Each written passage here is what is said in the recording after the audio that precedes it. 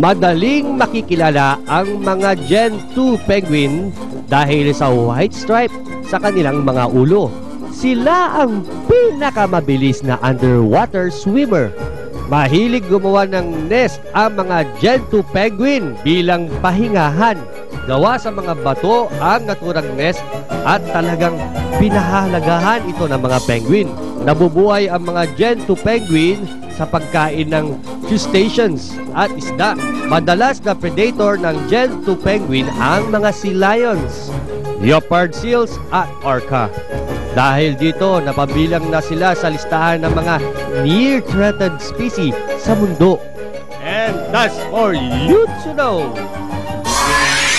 Football. Ito ang paborito kong sports, ha? Gagaling ako, tinan mo. Tinan mo. Ay, ang galing ko eh.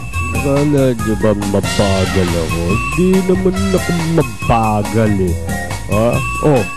Ay, mas magaling ako sa ASCALs eh. Kumare, ito na ba yung anak mo? Bakit siya naiiba? Iba yung mukha niya, ibang itsura niya. Ay, nako! Pabayaan mo na! Huwag mo sasabihin na ampong ko kasi yan eh, ampon! Woohoo! Ayos to ah! Andito na tayo sa beach! Ay, masarap dito! Tayo na! Maglangoy-langoy na tayo! Pabayaan mo na yung mga tao dyan! Basta tayo magsiswimming! Ay, nako, pinapanis tayo! Bakit kaya?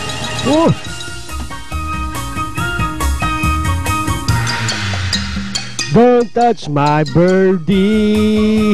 Resist temptation, please. You don't have to touch my birdie. Just call it and it will come. Nako, hindi na ako natutuwa sa'yo. Lagi na lang ba tayong magkadikit? Lagi na lang ba tayong magkamuka? Palibasa, parehas tayong, kambal tuko!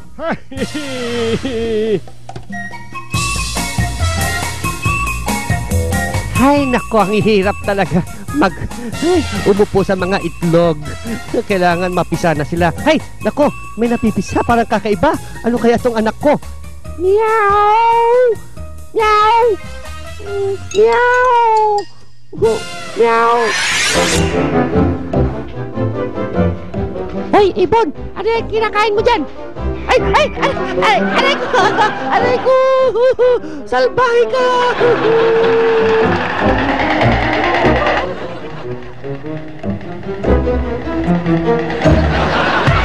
Ay, naku, asarin ko nga to. Hoy! Wag ba kang kinasar? Bubuksingin kita! Bubuksingin kita kanino. Parang Manny Pacquiao. Gusto mo mamanit Pacquiao mukha mo? Ha? Gusto mo? Gusto mo mamanit Pacquiao? Sige. Tignan mo,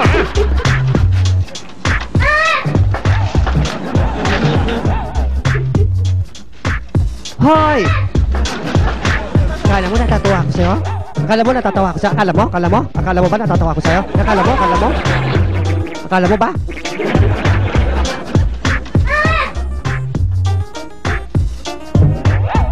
Isritin kita dyan eh.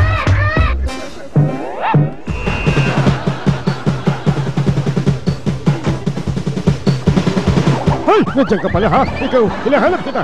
Kanina ka pa. Yung utang mo, hindi mo man lang akong bayaran. Bayaran mo utang ko. Bubuksingin kita dyan eh. Gano'n, lumalabag ka. Sige. Alam mo, marunong ako magkarate. Alam mo ha? Ang galing ko maglakat sa water, ha?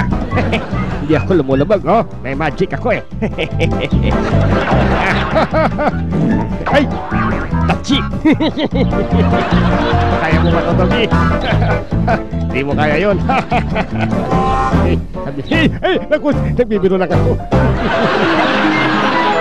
At isa pang nakakaaliw na top video of the day.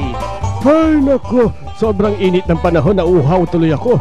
Para ko rin gustong maligo sa sobrang init talaga. Makahiga nga din eh. Sana kumasya.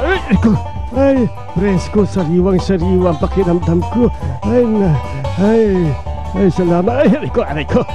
Ba't kasi ang litit netong swimming pool na to? Pero, okay lang. Ay.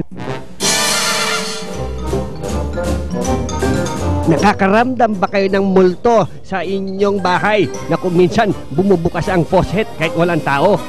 Malamang hindi po multo yung nagbubukas ng faucet. Panoorin natin kung sino ang nagbubukas ng faucet.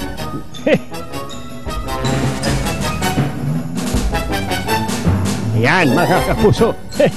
Ang aso ang nagbubukas. Akala nyo multo ha? Si aso lang pala nagbubukas. Tinatakot lang kayo ng aso. Caught on tape! Wow! Wow! Nakita niyo yan mga kapuso, oh? Ang dami! Nandito po ako ngayon sa isang hawla ng mga lovebirds na tinaguriang the most affectionate birds. Tignan nyo doon, oh. Walang species ng lovebirds na native sa African continent. Isang maliit na parrot ang lovebirds na kilala sa pagiging affectionate nila. Ang kinakain ng mga lovebirds ay fruits, vegetables, grasses, at mga seeds. Ang kanilang buhay o lifespan, alam nyo ba, na umaabot lamang sa 10 hanggang 15 years. Magandang gawin, pet, oh. Magandang ilagay sa bahay ang mga lovebirds dahil sa pagiging malambing nito. Alam nyo ba yon, ha? Kapag wala nga, kapag iisa lang ang alaga nyong lovebird, siguraduhin ninyong, maalagaan yan. Dahil sa tingin ko, hindi yan tatagal. Dahil kailangan talaga nila lang kasama sa buhay. At dyan po, kaya manood pa kayo ng maraming katatawanan at mga amazing animals. Dito lang po sa Hayop!